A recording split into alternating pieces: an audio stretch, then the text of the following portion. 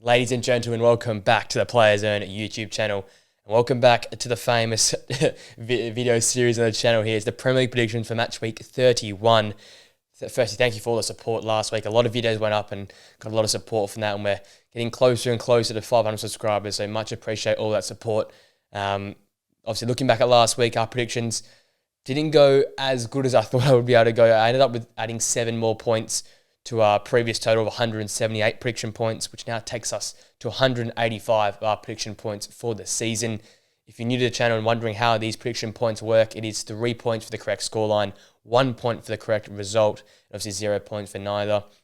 Did all right there, obviously got 1 correct scoreline, which helped in there as well, but outside of that, a little bit poor for my liking. I want to get back on track with some big predictions here in a massive midweek set of fixtures, so let's cut the crap. Let's get straight into the prediction for this video here.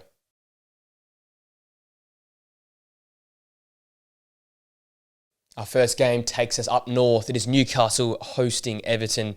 It could be a very interesting type game here. Newcastle basically becoming an ambulance XI because they've got Botman out injured. Lascelles now also out injured. Almiron, Joelinton, Marley, Wilson and Gordon suspended as well. So a lot of new fresh faces will be in this team here. Livramento is also battling an injury as well. So we're going to see a bit of a different 11 now for Newcastle. They're at home though, which is a benefit. We know how good they can be at home.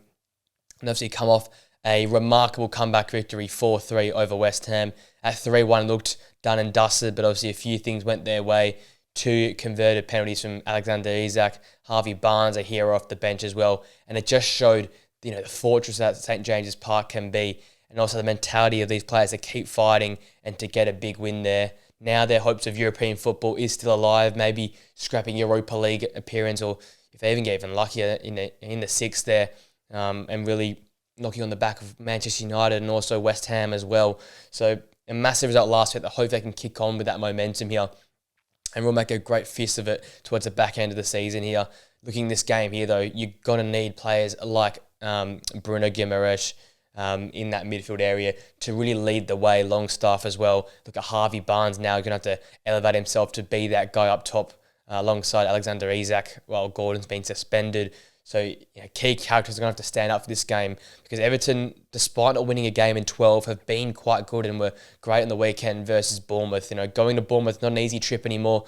Bournemouth are a very solid side under Iraola and play some great football, and they had big chances of their own in there, Everton, and really made it hard for Bournemouth to really get any clear-cut opportunities, rushed them, forced them into difficult situations, and could have easily gone away there with a well-deserved point. But end up, obviously Seamus Coleman, a comical type mistake, which loses them the game there 2-1. But it's sort of a theme of their last few weeks.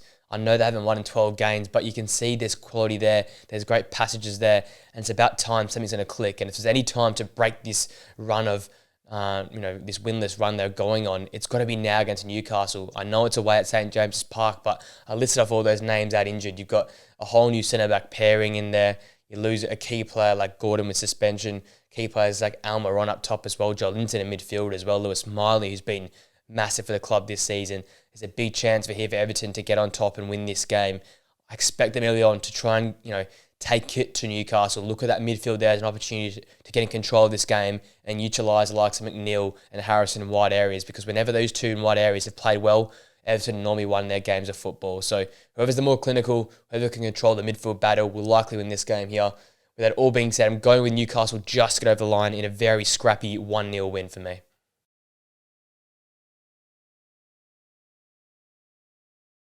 Our next game is at the City Ground. It's Nottingham Forest hosting Fulham. Forest obviously coming off a real scrappy, not really deserved 1-1 draw versus Palace. They were easily the second best side on there on the pitch. But once again, Chris Wood coming up clutch. He seems to be the player for them at the moment that's scoring all the goals. He seems to be the player in form at the moment. And you've got to try and feed this guy as much as possible. Obviously, a great ball from Gibbs White, a smart ball to get Wood in behind to head the ball home. But outside of that, that real front line isn't functioning on many levels. And it's not only up top where they're having problems, also the back as well. Crystal Palace with midfield areas there were able to play through the line of Nottingham Forest way too easily. And Eze was having a field day. And if it wasn't for, not being able to finish up top there, Nottingham Forest could have been blown out of the park versus Crystal Palace. So just showing the levels that are currently at the current point in time. Forest are still in a relegation scrap. I like the way Luton are playing their football. I also like the way that Burnley are playing their football as well. So the threat is still there for Forest. They need to really get in control of this season here. I think that starts with this game here at home to Fulham. Fulham are a very yo-yo type side. So coming off the back of that 3-3 comeback draw versus Sheffield United. But if you're Nottingham Forest, a chance at home to real stamp your authority, get started early, play quick. Because when they play with pace, you can see they break down defences much easier. And I once again will target the likes of Anthony Elanga, Divock Origi, Morgan Gibbs-White to stand up because they need to help create chances for Chris Wood. They need to help create more clear-cut opportunities because on the weekend they really lacked that creativity and spark in the final third. And then I call on the midfielders to really step up their game and try and prevent teams from passing through them way too easily. In terms of Fulham, as I said, they came back with a 3-3 draw of Sheffield United, but one of them, poor performances where they left Sheffield United just dominate the game for 20 minutes, and that was enough for them to get well and truly in front. Obviously, it's going to be key once again to find the big guy up top, Muniz, because he right now is in the form of his life, 8 goals in 8 games, and doesn't seem like he's going to stop anytime soon. A remarkable finish, sort of bicycle kick to level that game up in second half stoppage time. But right now for them, it's about utilising their in-form play. I think Bobby De Cordova-Reid has to start. Andres Pereira, keep him going. Willian as well. I think it's time to let Iwobi have a bit of a break and use his more creative players because Fulham look at their best when they're able to create, when they're able to spring the counter-attack, utilise these skillful, smart players on the pitch, and that's how they normally look at their best. Because I've said all season, when Fulham score goals, they normally win games of football, and you're going to have to score goals through creating. You need some creative players on the pitch. So I want to see Bobby De Cordova-Reid get a start, maybe even Harry Wilson if he's available, and then Willian as well. Get these creative players on the ball, feed the likes of Muniz, and I think they'll have an easy result here because Nottingham Forest are not quite at the races so far. I've got Fulham winning this game 2-1. It's going to be tight early on, but I think the quality of Fulham will show through and they'll get a tough, gritty 2-1 win.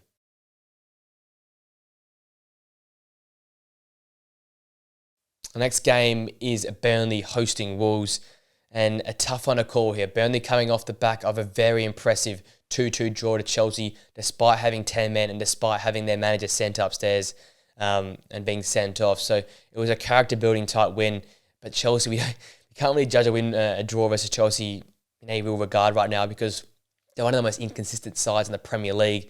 Whereas Wolves, they come off a tough loss 2-0 to Aston Villa, but without so many of their key players, Hwang, Neto, Matheus Cunha, Dawson at the back, it just seems like they haven't got the players there to really put up a great fight.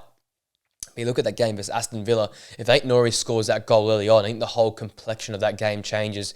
And fair play to Gary O'Neill, his side is always hard to beat. And that's why when they go up to Burnley here, despite Burnley maybe looking the favourites in terms of their last performance, got Fofana up top there, the likes of Sander Berger and Cullen midfield playing well at the moment, I still back in Wolves because they have that way just to grind out results and find ways to win. Under Gary O'Neill, that's probably the biggest thing any side under Gary O'Neill has, is that difficulty to break down and always in games, they always find a way to win games. So whether it be Aït-Nouri getting to stand up, I like the look of Pablo Sarabia. If Lamina can do it from an out-of-position type role, I'm looking at João Gomez as well. These guys are still quality players that can do enough to break down Burnley. And I think what Wolves will do will set up to be hard to beat and wait to Burnley to make the mistake because Burnley have mistakes in their game and that's where Wolves will exploit it.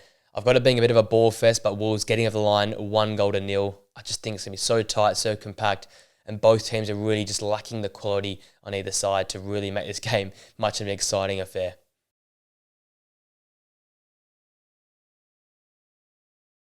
The next game is on the south coast. It's Bournemouth hosting Crystal Palace, and Bournemouth once again getting another important 3 points, but this time not playing the greatest football. Under Iraola, I've been so supportive of the way he's played his football, got his side on the front foot. I look at that front line with Tavernier, Kluivert, Semenyo and Dom Solanke, and I think how creative they've been and how on the front foot they've been with Cook in midfield, and they just seem to play so well in possession. It's Iraola taking that Spanish-style of football over to Bournemouth. But in recent, a few months before, they went on a bit of a dry patch there after being the most informed team in the Premier League because they were playing good football, but they were not winning games of football. And what it's seen over the last 3 to 4 games, they've won 3 in their last 4, but they've won games that they haven't played at their best. That's another side of their game they're going to add to it, an important side to add to your game in the Premier League. The ability to win when you're not playing your best, when you don't deserve to win maybe, because Because against Everton last time out, it wasn't the greatest game of football. They had some key chances, but Everton really denied them clear-cut opportunities and opportunities to really break them down and dominate the game. Because as much as possession was sort of levelled up and chances were sort of in Everton's favour, it felt like it was still a close enough game because Bournemouth kept at it. They were tough to beat. They were really good at the back. I look at that back line there with Zabani, Smith, Meffam, Kirkez. These guys at the back, Kelly coming off the bench as well. They look like they deserve to concede a goal. And if it wasn't for Neto making a mistake, they would have absolutely deserved that clean sheet there. Their defence is great and solid at the moment as well. You've got those guys up front that are so potent as well. And you've got a team now that can win in so many different avenues. And it's really exciting to see because, as much as Bournemouth had an up and down type season, they're only 6 points off European positions.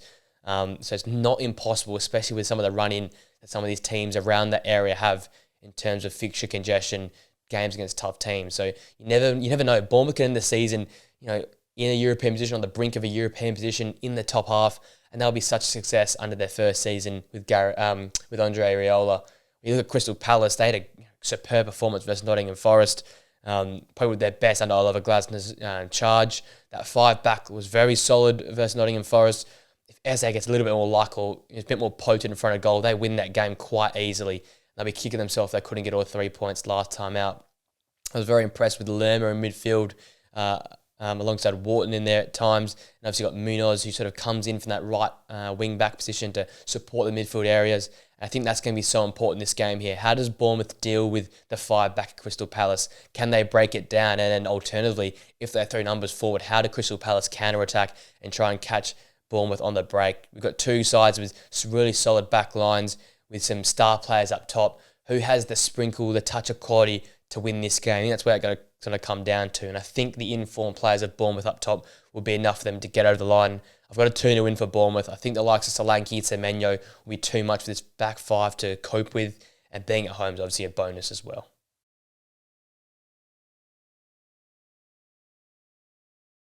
The next game sees West Ham hosting Tottenham. An all-London affair here. And looking at West Ham, boy, it was tough to watch on the weekend. They had that game in cruise control. The old ladies were getting whipped out there around the hour mark when they went 3-1 up. And you thought they would cruise it to the end of the game. David Moyes started bringing on defensive substitutions, and that's when it went all wrong. And I just look at this West Ham team. It looks so vulnerable right now. That whole defensive identity they had, where they had two holding midfielders with the back four. They didn't make many mistakes, and they'd go and pinch a goal in the counter-attack or pinch a few in the counter-attack would be enough. But now look at this side, and I look at their front four with Bowen, with an informed Antonio, Lucas Paquetá, Mohamed Kudus, and I think their way forward to end this season off is to try and outscore teams. At the moment, it seems to be that's one of the common trends amongst the big boys, amongst all the top 5 leagues. Teams that go and outscore teams and play more aggressive on the front foot are normally teams in the top half or in the top 4 of most of the big 5 leagues at the moment. So I think West Ham trying to adopt that style of football because that defensive David Moyes counter-attacking style isn't quite working at the moment. I don't think Calvin Phillips should see the field again because, unfortunately for the poor guy, he just cannot stop making mistakes at the moment. I think trust the Ward-Prowse combination with Souček or Alvarez available, chuck him in there as well, and then just let the likes of Paquetá, Kudus and Bowen go to work, especially against a Tottenham backline that will be higher on the halfway line. We saw what they did in the reverse fixture at the start of the season. That's how you're going to get at Tottenham. And touching on Tottenham last time out, a 2-1 win versus Luton, but not very convincing once again. Leaving it to the second half, leaving it to Brennan Johnson to come on and change the game. You'd hope for them they start this game much quicker, they start on form, you finish your first few chances and try and kill this game off by the hour mark. I'm looking for Kulusevski, I'm looking for Werner, and I'm looking for Maddison to lift their performance in this game here. These guys lift their performances, these guys be more clinical. I think this game is going to go only one way, and that's why I've got Tottenham winning this game 3-1. I think West Ham's form at the moment are a bit shaky. They're very vulnerable at the back, and Tottenham are due a real bounce-back performance where they kill a game off nice and early. So I'm going to Tottenham a 3-1 win.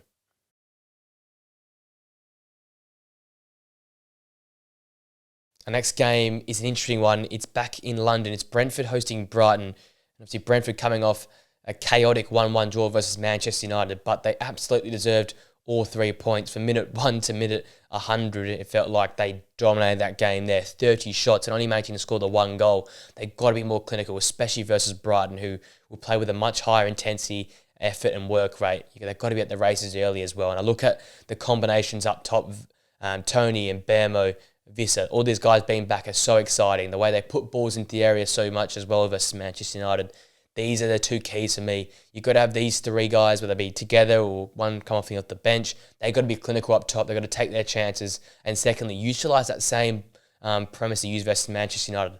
Try and beat them by crossing the ball into the area, because Lewis Dunk had one of his best performances last time out, but we know Brighton are vulnerable to mistakes and they're not too great with dealing with balls into the area. So if I'm Brentford, get the pressure on early, try and win that midfield battle, and then get the balls in from wide areas, get the ball at the feet of Tony and Burma and Viss as much as possible, because these guys are so creative and normally are so clinical in front of goal. I think it was just a blip last time out versus Manchester United.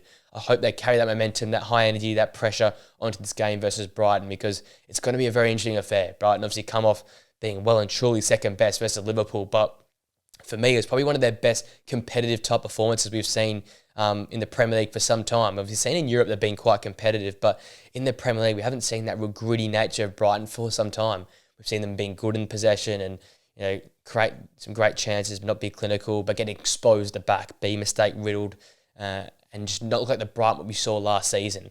They're still in a great spot in the Premier League and still a chance to qualify for Europe through the league. But I just don't think we've seen enough of what we saw versus Liverpool this season. Lewis Dunk was in great form. In this game here, they'll have more of the ball. So I'm looking for likes of Pascal, Gross, Baliba to be really controlling that midfield there and try and win a really tough midfield battle versus Brentford. And then Simon and Dingra, whether it be Welbeck or Ferguson up top, I look for these guys to try and exploit that Brentford back line. I think whoever wins that midfield battle, whoever can be more clinical in front of goal, will win this game. Sounds a bit cliche, but I think these two teams here have so much quality and so much danger, but it depends which team sort of shows up. And I think for me, I've got Brighton doing that just off the back of one of their best performances of the season away to Liverpool. I've got them winning this game 2-1. It's going to be tight, it's going to be congested, but I think Brighton's quality and the confidence they have of that Liverpool performance will carry them over the line in this one here.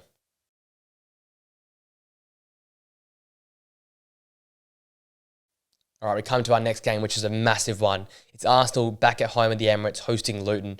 And boy, last time out, I was quite disappointed with Arsenal. They were toothless. They were content to take a point away at City. And I understand that's a big deal. But in the context of this title race, they've got a lot of hard fixtures to come. And I thought they could have done much better versus Manchester City. But what we can expect here in this game versus Luton is a totally different Arsenal. I expect them to be on the front foot, aggressive from minute one and going at Luton. And that's going to be so important. You cannot let Luton settle into games. We saw Tottenham get done early on by Luton. We saw in the reverse fixture earlier this season that Luton had a good passage just before half-time and just after half-time versus Arsenal, which they scored 3 goals, and it required Declan Rice to save them right at the last gasp to win that game.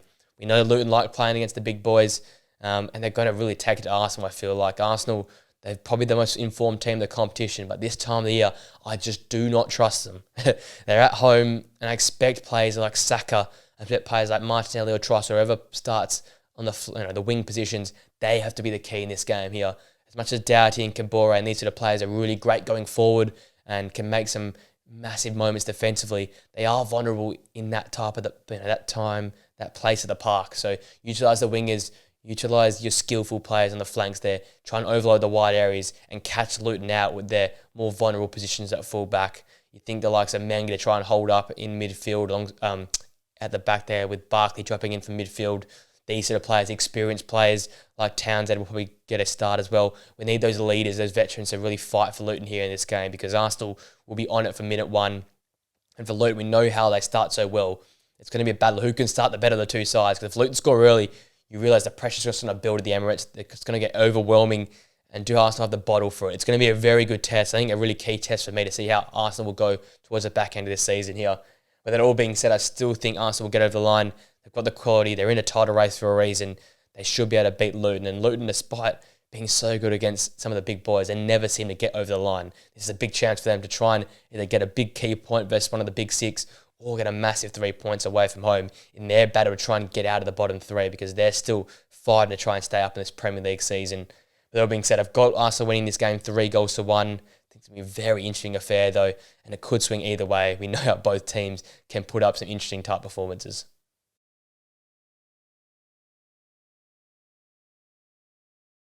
All right, our third to last game in this midweek fixture bracket is at Manchester City hosting Aston Villa. Probably the game of the match week. very interesting. Obviously, Man City coming off a frustrating 0-0 to Arsenal, where they did all the attacking, they did all the hard work, they just couldn't break down that Arsenal backline. Pressure building the likes of Kevin De Bruyne, especially Erling Haaland, who only got 4 Premier League goals in the last 3 months in the league. We're going to look into the likes of Phil Foden to stand up, Bernardo Silva to stand up. Can someone like Kovacic or Matheus Nunes come up and try and produce something for this side? Jeremy Doku. It's got to be other players outside of Haaland and De Bruyne who are basically getting shut out of games by teams. They're saying, can other players beat us? Can your other midfielders, can your other wingers beat us outside of Haaland? And I think Man City need to go away from being so Haaland-centric and play around him. Don't play through him or play to him, play around him. Because right now, it doesn't seem to be clicking for the big Norwegian, and it might just take a goal out of nothing to try and bring him back to form. But I think don't force the ball down him like other teams can do, and like Man City have done in the past.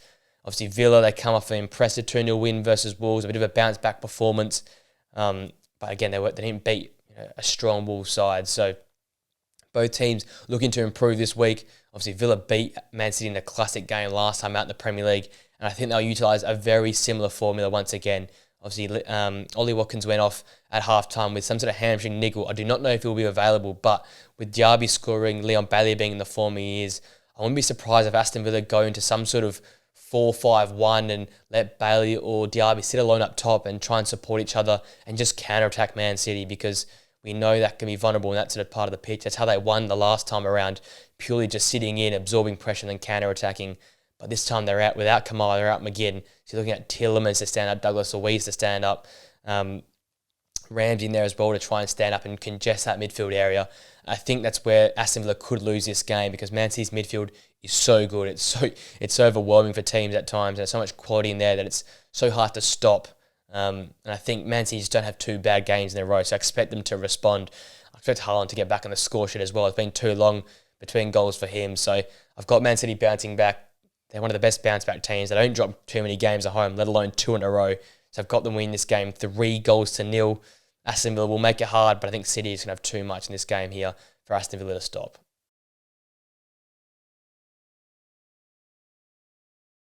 Our next game is at Anfield. It's the current top of the table team, Liverpool, hosting Sheffield United. And once again, we're going to see this game going one way, and that is in Liverpool's favour. Gee, they were impressive last time out versus Brighton. I know it was only a 2-1 result, but with all the pressure, with what was going on and going down within 2 minutes, they showed a lot of character to fight back with the younger group. And for me, they're still in my mind the Premier League favourites for this reason. They keep coming back. They keep producing these great performances, and just shows the character of the team. They'll never give up. And that's whatever Sheffield United will throw at Liverpool, I know they'll have the answer to that. McAllister, Endo, Mo Salah, Diaz, Nunes, all these guys, I expect them to put in another great performance. And I expect them to kill this game off within 45 minutes, especially being at home where they've been so good this season. If Sheffield United are to get anything out of this game, they need to be almost perfect. Similar to how they had that great 10 minutes versus Fulham, they need to have that for probably 30 minutes to try and score 2, 3 or 4 goals almost, because Liverpool are a team that will pepper you, and once one goes in, it's an avalanche. There's more and more attacks, more and more pressure, and we know the Sheffield United defence has not been solid at all this season. It's going to take one of their greatest defensive efforts of all season, probably their best defensive effort all season, and then another great sort of 10, 20 to 30 minute passage like we saw versus Fulham, where they can score multiple goals, because we know Liverpool are good for 3 or 4 goals in a game these days with the talent they've got up top. With that all being said, I think Liverpool win this game and they cruise it 5-0. I think a chance for some of the big guys in the second half to get a bit of a rest in this game here.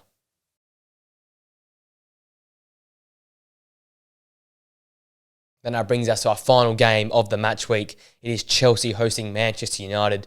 The two teams that seem to never be in form. Chelsea obviously coming off the back of a disappointing 2-2 draw. United coming off the back of a disappointing 1-1 draw. For Chelsea, once again, Cole Palmer's been that guy this season. He continues to be a double last time out for him. Malo Gusto played well as well, but there's not enough contributors around them. Some of the goals they're conceding are so poor. Not marking up a centre-half in O'Shea from a corner in the 80th minute. It goes to show where Chelsea are currently at the moment. And both his managers are under pressure. Manchester United were not working hard enough, I think, versus Brentford. They didn't look at the races. Coming off a very impressive 4-3 win against Liverpool in the FA Cup, you think they'd be up for it and try and fight to push on and try and make top 5 a reality. But it looks like that slipped away as well. So you've got two teams here almost in no man's land. United are trying to push for that top 5 as slim as that may seem, whilst Chelsea are trying to push up to maybe get some European position or just into the top half. Two teams in poor form, but two teams that like to have a great bounce-back type performance. So we should at least see a great game here. Man United have had a bit of the luck over Chelsea in recent times, and I think the same thing will happen here. It's obviously just going to depend on who's better out of Højlund and Cole Palmer at the moment, because these two guys seem to be the only answers to goals for these two teams in Premier League football. That all being said, I think United get the win. I've got them winning this game 3-1. It might just be blind faith, but I think United bounce back a bit better. There is still good size in that team there, despite the injuries to the two centre-halves. You've got Maguire and Martinez back, who's probably been United's best centre-back pairing this season. You still got Delay, you still got Wan-Bissaka, so a solid back line. And then you've got the players like Garnacho, Rashford and Højlund who can break a game apart, whereas for Chelsea, it just feels like it's Cole Palmer or nothing at the moment. So for that reason, and that reason only, they've got Manchester United winning this game 3-1.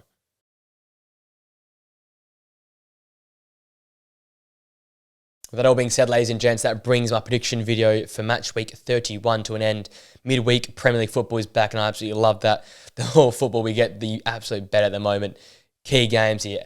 Man City's title could be over. Title run could be over if they lose to Aston Villa in this midweek. Man United need a massive win versus Chelsea to keep their slim hopes of top 5 alive. Do Luton cause Arsenal trouble in their title charge, and Luton try and stay up in their battle to try and not get relegated? How did Burnley go at home to an under-strength Wolves? There's so many different questions to be had, and absolutely cannot wait to cover all these games once again. Let me know what you think of my predictions in the comment section down below. How do you think your team will go in this midweek fixture? And how do you think this title race is going to shape up? Because these three teams are going hammer and tongs at it, and I absolutely love it at the moment. The Premier League is delivering. This is probably the best season we've had in some time. So absolutely cannot wait for these games to get kicked off. With that all being said, ladies and gents, I hope you enjoyed the video. If you did, please smash a like on it. Subscribe to the Players Owner channel. And press that post notification bell so you know when I upload next. We've obviously got podcast content to come, more reaction videos, real life videos, as I said, are coming around the corner, and then a big summer of international football to come as well. So any subscribers would be appreciated to join us in the road to 500 subscribers. With it all being said, ladies and gents, I hope you enjoy the midweek football content. I hope you enjoy the rest of your day, and I'll see you guys on a video very, very soon. Till next time, guys. See you later.